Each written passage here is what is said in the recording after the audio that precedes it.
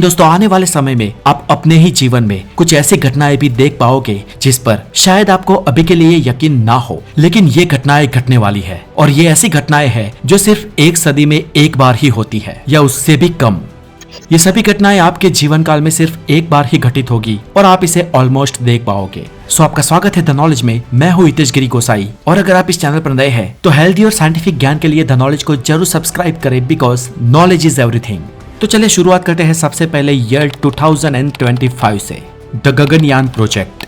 भारत की इसरो ऑर्गेनाइजेशन काफी समय से द गगनयान प्रोजेक्ट पर काम कर रही है। ये मिशन भारत का सबसे पहला मैन स्पेस मिशन होगा। हमारे इस गगनयान प्रोजेक्ट को रशिया और स्पेन भी सपोर्ट कर रहे हैं और इस मिशन को साल 2022 तक कंप्लीट होना था, लेकिन बिकॉज ऑफ कोविड इसे थोड़ा डिले किया गया और एक्सपेक्टेडली एटलीस्ट साल 2025 तक हम गगनयान मिशन लॉन्च कर देंगे। साल 2027 टोटल सोलर एक्लिप्स। दोस्तों वैसे तो हर साल कई बार दुनिया के अलग अलग हिस्सों में सोलर एक्लिप्स यानी कि सूर्य ग्रहण देखने को मिलते हैं, लेकिन साल 2027 में होने वाला ये सूर्य ग्रहण बहुत ही अलग और बहुत ही ताज्जुब भरा होगा, क्योंकि ज्यादातर पूर्ण सूर्य ग्रहण का समय 2 से 3 मिनट तक का होता है। लेकिन 16 जुलाई साल 2186 में होने वाला सूर्य ग्रहण पिछले 10,000 सालों के सूर्य ग्रहणों में से सबसे अलग और सबसे लंबा सूर्य ग्रहण होगा और ये पूर्ण सूर्य ग्रहण करीब 7.5 मिनट तक रहेगा। हालांकि 10,000 सालों में से सबसे लंबा सूर्य ग्रहण जो साल 2186 में होगा, उसे देखने के लिए तो हम में से कोई तब नहीं रहेगा, इसलिए सबसे लंबे इस सूर्य ग्रहण को तो हम नहीं देख पाएंगे, लेकिन पूरे 10,000 सालों में दूसरे नंबर के सबसे लंबे सूर्य ग्रहण को हम देख पाएंगे, क्योंकि ये सूर्य ग्रहण 2 अगस्त साल 2027 के दिन होगा। और दोस्तों इसका भी समय कोई मामूली नहीं है, ये भी पूरे के पूरे 6 मिनट और 23 सेकंड तक देखा जाएगा। दोस्तों पूर्ण सूर्य का ढकना या पूर्ण सूर्य ग्रहण इतना लंबा चलना कोई सामान्य बात नहीं है और इस सूर्य ग्रहण को पूर्ण या आंशिक रूप में दुनिया के हर हिस्से से, हर कोने से देखा जा सकेगा। ईयर 2029। दोस्तों हमने साल 2008 एंड 2009 में स्पेस में ग्लीस 581 प्लेनेटरी सिस्टम से जाने जाने वाली एक जगह पर कुछ रेडियो सिग्नल्स भेजे थे, या यूं कहिए कि हमने पृथ्वी की तरफ से कुछ मैसेजेस भेजे थे। ग्लीस 581 हमसे 20 प्रकाश वर्ष दूर लिब्रा कॉन्स्टेलेशन में एक पूरी प्लेनेटरी सिस्टम है और हमारे वैज्ञानिकों का ये मानना है कि वहां पर लाइफ होने के स्ट्रॉन्ग चांसेस है। इसीलिए अगर वहां पर कोई सभ्यता रहती है तो हमने उनके लिए ये मैसेजेस भेजे थे और साल 2029 में हमारे ये संदेश वहां तक पहुंच जाएंगे। और अगर वहां पर कोई भी लाइफ एग्जिस्ट करती है और वो हमारे जैसी या हमसे ज्यादा विकसित होगी, तो वो भी हमें एक रिटर्न मैसेज भेजेगी जो उससे ठीक 20 साल बाद हमें मिलेगा।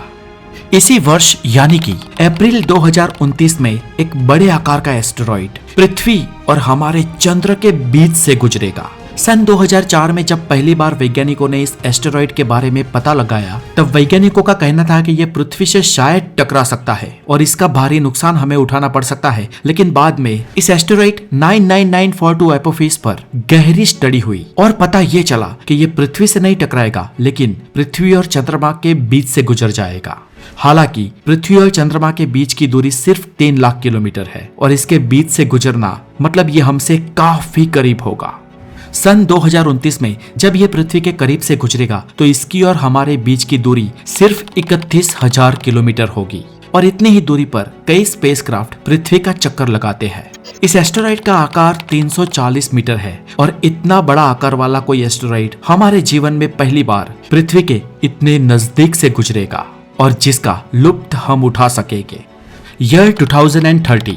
अगर स्पेस एक्स कंपनी इससे पहले मंगल पर इंसानों को भेजने में फेल हो जाती है तो मंगल पर सबसे पहले पहुंचने का श्रेय नासा को जाएगा और नासा के बाद कुछ प्राइवेट अमेरिकन और चाइनीज स्पेस एजेंसी भी इंसानों को मार्स पर भेजने वाली है। यह 2031 लियोनार्ड मीटियोर शावर। दोस्तों इस साल हम अंतरिक्ष में एक बहुत ही रोमांचक घटना होते हुए देखेंगे जिसे कहते हैं लियोनार्ड मीटियोर शावर। इस रहस्यमय खगोलीय घटना के बारे में सबसे पहले साल 1833 में पता चला था और यह घटना प्रत्येक 33 साल बाद घटती है। इस घटना को लियोनार्ड मीटियोर शावर कहते हैं। जब बहुत सारे एस्टेरॉइड्स पृथ्वी के गुरुत्वाकर्षण में आते हैं और पृथ्वी पर गिरते हैं, तब इसे लियोनार्ड मीटियोर शावर कहते हैं। मतलब बहुत सारे एस्टेरॉइड्स का पृथ्वी पर धड़ाधड़ गिरना, एक शावर होना। और ये वो घटना है जब आप एक साथ आसमान में बहुत सारे तारों को टूटता हुआ देख सकते हैं। आपको आसमान में देखकर लगेगा कि बहुत सारे तारे एक साथ टूट रहे हैं। और अगली बार ये घटना साल 2031 में हमें देखने को मिलेगी। ईयर 2036। दोस्तों इस साल तक नासा एक space probe alpha Centauri star system तक भेज सकती है। वैसे तो अल्फा सेंटोरी हमसे करीब 4.5 लाइट ईयर दूर है, लेकिन इस सुपर फास्ट प्रोब को वहां तक पहुंचने में 20 साल से भी ज्यादा समय का वक्त लग सकता है। ये प्रोब वहां तक पहुंचकर हमें वहां की स्टार सिस्टम और वहां के लाइव फुटेजेस भेजेगा और हम अल्फा सेंटोरी को बहुत ही करीब से जान पाएंगे, या ये भी जान पाएंगे कि वहां पर एलियन लाइफ मौजूद है या नहीं। हालांकि अल्फा सेंटोरी पर अगर कोई एलियन लाइफ होगी भी तो वो सूक्ष्म रूप में या छोटे जीवों के रूप में हो सकती है, लेकिन अगर वहां पर कोई हैबिटेबल जोन है तो भविष्य में इंसान भी वहां पर कॉलोनी बसा सकते हैं। ईयर 2037। दोस्तों ये एक पहला साल होगा जिस साल की गर्मियों में हम पूरे आर्कटिक में कहीं पर भी बर्फ नहीं देख पाएंगे, और इसका कारण सीधा सीधा ग्लोबल वार्मिंग होगा। जी हाँ दोस्तों, ग्लोबल वार्मिंग ही एक वो कारण है जो हमारी पृथ्वी को धीरे धीरे दिमक की तरह नष्ट कर रहा है, और इसके कारण हमारी पृथ्वी हमारी आने वाली पीढ़ियों के लिए रहने लायक नहीं रहेगी। लेकिन सच तो ये है कि ये सब हमारा ही किया धरा है। हमारी ही महत्वाकांक्षाओं के कारण पृथ्वी का ये हाल हुआ है, और इसीलिए वैज्ञानिक मंगल पर जाने की सोच रहे हैं। स्टीवन हॉकिंग्स ने भी ये कहा था कि इंसानों को अपनी आने वाली जनरेशंस के लिए भविष्य में एक नया प्लेनेट खोज निकालना होगा। ईयर 2050।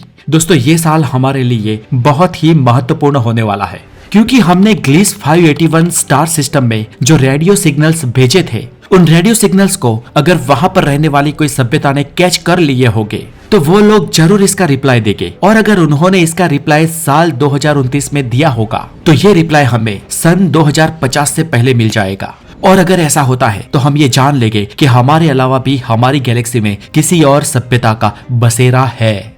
इसके अलावा अगर स्पेसएक्स और नासा के मंगल पर पहुंचने के पिछले सारे प्रयास सफल रहे होंगे तो साल 2050 में पृथ्वी से एक बहुत बड़ी स्पेसशिप मंगल पर भेजी जाएगी, और इस स्पेसशिप में पृथ्वी से बहुत सारे इंसानों को मंगल ग्रह पर ट्रांसफर किया जाएगा।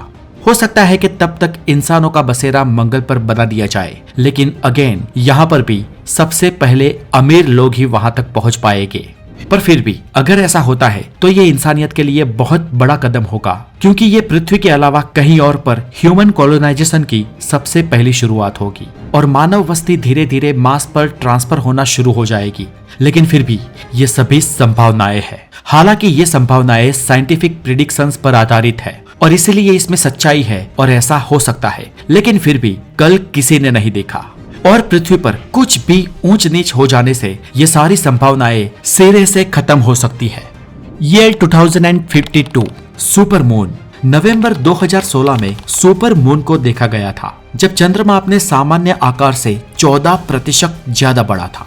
साल 2016 से पहले इतने बड़े आकार वाले चांद को साल 1948 में देखा गया था, और ऐसी घटना फिर से दोबारा 6 दिसंबर साल 2052 के दिन होगी, जब 21वीं सदी का सबसे बड़ा चांद हमें देखने नसीब होगा। 2052 में दिखाई देने वाला ये चांद पृथ्वी के सबसे नजदीक होगा, और इस चांद से सूरज की बहुत ही ज्यादा रोशनी परावर्तित होगी। ईयर 2061। हैलीज कोमेट। हैली नाम के इस धूमकेतु का नाम वैज्ञानिक एडमंड हैली ने अपने नाम पे रखा था। एडमंड ने साल 1531 में इस धूमकेतु के बारे में पता लगाया था।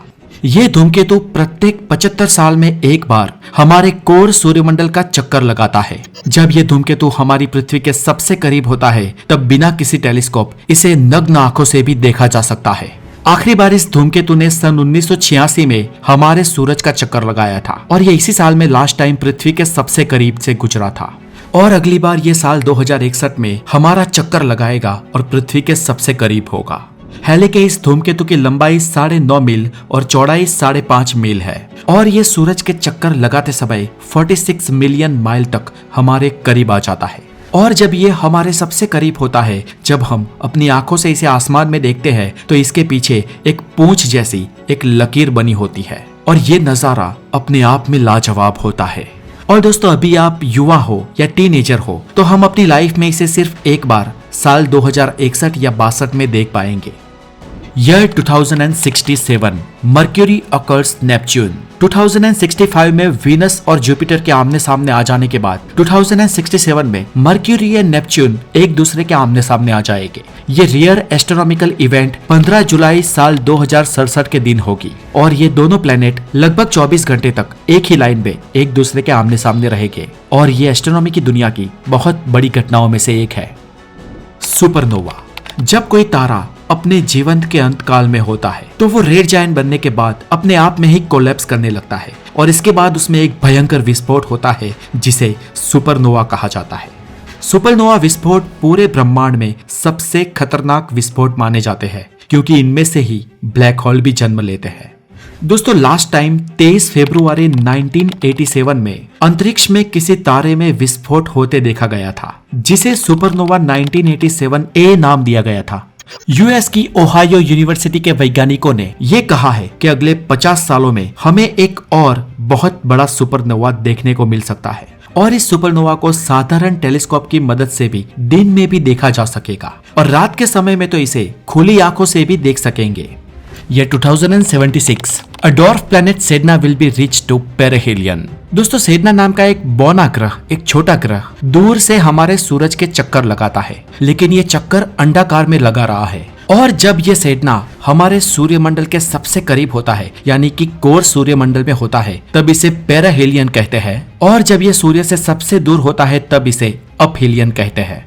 जब सेडना सूर्य के सबसे करीब होता है तब भी उसकी दूरी सूर्य से 20 अरब किलोमीटर होती है और जब ये अपहीलियन यानी कि सूर्य से सबसे दूर होता है तब इसकी और सूरज के बीच की दूरी 200 अरब किलोमीटर से भी ज्यादा होती है और इस बौने ग्रह को सूरज का एक चक्कर लगाने में 11,406 साल लगते हैं और वर्ष 2076 में ये बौना ग्रह सूरज के सबसे करीब यानी कि उसके पेरिहेलियन में आने वाला है और हमारे वैज्ञानिकों के लिए यह सुनहरा मौका होगा जब हम इस ग्रह के रहस्यों के बारे में जानेंगे क्योंकि आज तक हमें ये नहीं पता चला है कि इसका निर्माण हमारे ही सूर्यमंडल से हुआ है या ये किसी और प्लेनेटरी सिस्टम का हिस्सा था और हमारे सौरमंडल में गुरुत्वाकर्षण के कारण आके फंस गया, क्योंकि इसकी और सूरज के बीच की दूरी अनबिलीवेबल है और इसकी सतह किन किन एलिमेंट से बनी है वो भी हमें आज तक नहीं पता है।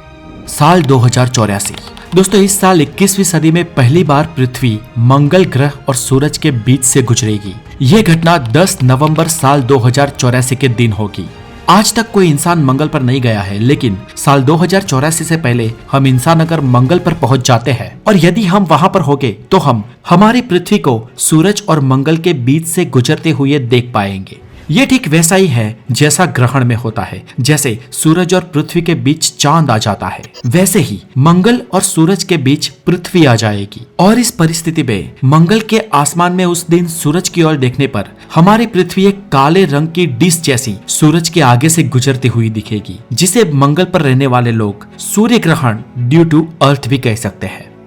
ईयर 2100। दोस्तों यहाँ तक सब कुछ ठीक ठाक चलता रहता है और पृथ्वी पर और मानव सभ्यता पर कोई आंच नहीं आती और जीवन ऐसे ही चलता रहा तो 2100 के साल तक मानव सभ्यता इतनी विकसित हो जाएगी कि हम हमारे सूरज से मिलने वाली सारी ऊर्जा का उपभोग करना सीख लेंगे और हमारी मानव सभ्यता कार्दोसेव के स्केल में आगे बढ़ेगी।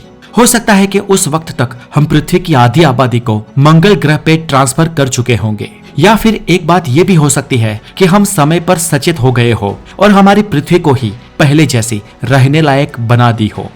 खैर जो कुछ भी हो, लेकिन एक बात तय है कि अगर मानव सभ्यता साल 2100 तक बची रही तो बेशक वो बेहद ही विकसित हो चुकी होगी। तो दोस्तों अंत में आप ये बताएं कि भविष्य में होने वाली इन सभी घटनाओं में से आपको सबसे ज्यादा एक्साइटेड और सबसे ज्यादा रोचक कौन सी घटना लगी, ये हमें कमेंट बॉक्स में जरूर बताएं और ऐसे ही हेल्दी नॉलेज के लिए द नॉलेज को जरूर सब्सक्राइब करें। अपना बहुत सारा ध्यान रखें। Have a wonderful day, take care.